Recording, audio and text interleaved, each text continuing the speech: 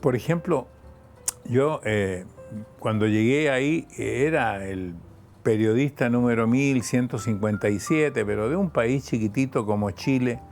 Entonces yo me tenía que batir solo, no tenía los equipos que tenían las grandes cadenas ABC, NBC, CBS de los Estados Unidos, las cadenas inglesas, las cadenas de Europa, todos estaban en el lanzamiento del Apolo 11. Yo tenía muy poco y entonces finalmente conseguí todo lo que se necesitaba en esa oportunidad para poder entregar lo que iba a hacer, pues entregar la información del lanzamiento del Apolo. Y hasta tuve que inventar un poco porque una vez que se lanzó el Apolo, yo lo único que veía es que se iba el cohete y en un momento desapareció el cohete, pero llevábamos minutos nomás, entonces el programa tenía que durar más y yo me imaginaba lo que estaba pasando en la casa de los astronautas, decía lo que estaban haciendo las señoras de los astronautas, pero yo no veía nada, era mi imaginación que llenó al público y a lo mejor coincidió en algo.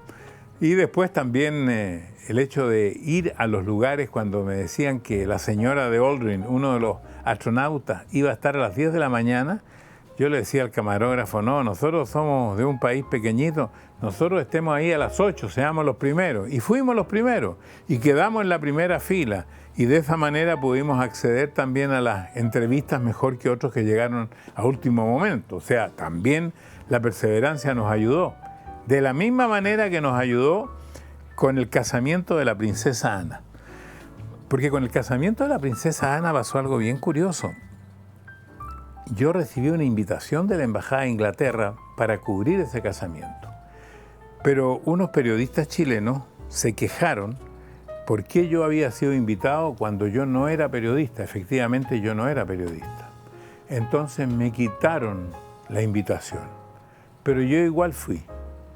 Y entonces recuerdo que llegué al lugar donde se iba a desarrollar esto a las 5 de la mañana, cuando esto realmente comenzaba a las 9. Y cuando me vieron llegar con mi camarita y todo eso, los bobbies ahí, los policías me dejaron pasar. Recuerdo, voy a confesar, que recorté de un papel que vi que decía Televisión del Portugal, recorté con un cuchillito que tenía Televisión del Portugal y me lo puse aquí. Y entonces, cuando ya llegaron todos los periodistas, los policías me conocían, me saludaban, y llegaron los periodistas de Chile y no lo dejaban pasar. Y entonces el jefe de los policías me preguntó a mí, que eran de mi país, si podían pasar. Y yo le dije, sí, pueden pasar. Yo les di la pasada cuando yo era el único que no tenía autorización. Bueno, eso no se debe hacer, pero lo cuento como que de verdad lo hice.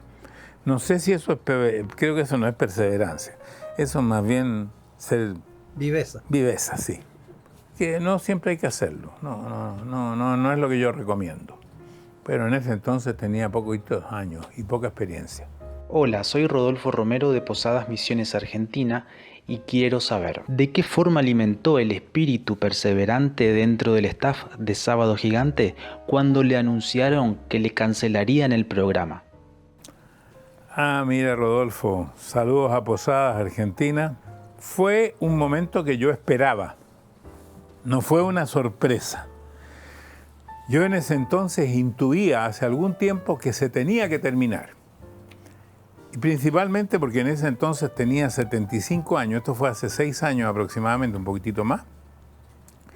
Y yo también sentía que mis capacidades estaban menguadas y lo que yo esperaba y lo que me habían prometido era que el programa iba a continuar con otros conductores y nosotros íbamos a ser los productores. Y habíamos estado preparando gente y cada vez que preparábamos a alguien nos lo sacaban del camino y eso me daba mala espina. Cuando me dieron la noticia, me golpeó fuerte. Me acuerdo que salí a dar vueltas en el auto durante 1 hora, durante 2 horas y después regresé y se lo comuniqué solamente al productor ejecutivo, Antonio Arias, que el programa se terminaba en 12 capítulos porque era lo que decía mi contrato. Y después de ese momento doloroso, empecé a pensar cómo iba a ser la despedida. O sea, todo mi esfuerzo, y ya cuando se lo comunicamos al grupo, es después de un viaje que hice a Nueva York con mi abogado, César Álvarez, donde finalmente conseguimos que en vez de que terminara, esto me lo habían anunciado en enero, que el programa en vez de terminar en abril, terminara en septiembre. Y el programa terminó el 15 de septiembre del 2015 y nosotros le metimos tanta energía y todos los que trabajaban ahí lo hicieron con tanta emoción, con tanto gusto, con tanto orgullo, que hasta el día de hoy tenemos un chat con los mismos que trabajaban ahí en ese entonces, que se sienten parte de los gigantes, porque el chat se llama Los Gigantes de Siempre.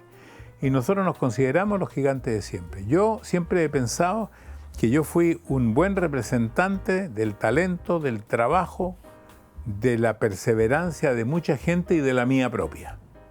Y por eso me fui orgulloso el día 15 de septiembre del año 2015. No me fui triste, me fui muy orgulloso. Y claro, internamente parece que había una presión sobre mí tremenda, a tal punto que esa mañana del 15, que era sábado, 15 de septiembre del 2015, me despierto a las 3 de la mañana con un dolor horrible de muela. Llamo a mi dentista a las 7 de la mañana. Cuando me contesta, me dice: esto no es mío, usted tiene que hacerse un tratamiento de conducto. Llegué a las 9 de la mañana, donde los tratamientos de conducto me lo hicieron en una hora, se me hinchó la cara. Si ustedes ven el último programa, tengo la cara hinchada. Y me explica que un fuerte estrés puede producir esto en la dentadura, el que haya ocurrido este tratamiento de conducto, que hubo que hacerlo en ese momento.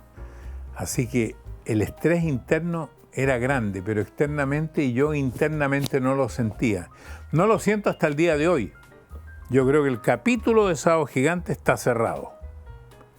El capítulo de lo demás no está cerrado.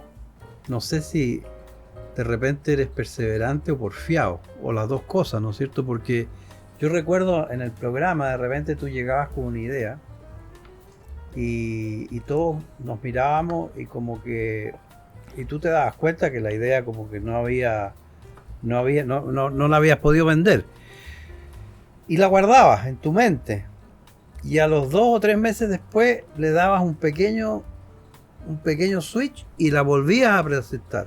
Sí. Hasta que la idea se aprobaba. Bueno, si ya veías que 3 o 4 veces no, la dejabas pasar.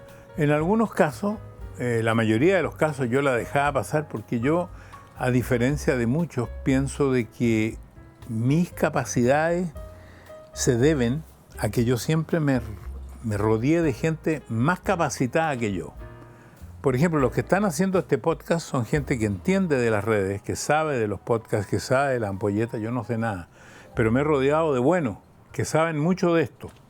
Entonces, lo mismo pasaba con las ideas. Había algunas que yo decía, vale la pena arriesgarse. Por ejemplo, cuando yo decía, hagamos un programa que se titula Usted no conoce Chile. Durante 3 años en la reunión general que teníamos en los programas, me rechazaban esto. Hasta que un día dije, no, lo hacemos de todas maneras. Y fue un tremendo éxito. Así como hay otras que también yo insistí y fueron un tremendo fracaso, porque uno no vive solamente de éxito, hay de éxito y fracaso. Y otra pregunta en redes sociales, ¿qué le aconseja a los comunicadores que están recién partiendo?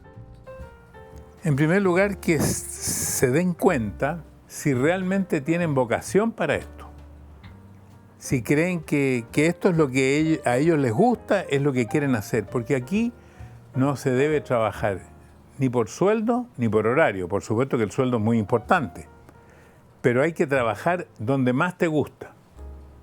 Mi nieta me preguntaba, entre oportunidades que tenía, y ella misma eligió una oportunidad que a lo mejor no era económicamente tan importante, pero que sí le permitía a ella crecer en la actividad que ella tiene. Así que en ese sentido, yo pienso de que uno, y he cambiado un poco en eso, hoy que peino puras canas, Pienso y le digo a mis nietos, ahora tengo ya una bisnieta, que la gente tiene que seguir sus instintos, lo que le gusta, y tiene que aceptar que lo que eligió tiene X consecuencias. Si tú quieres ser developer, desarrollador de inmobiliaria, seguramente vas a llegar a ser millonario.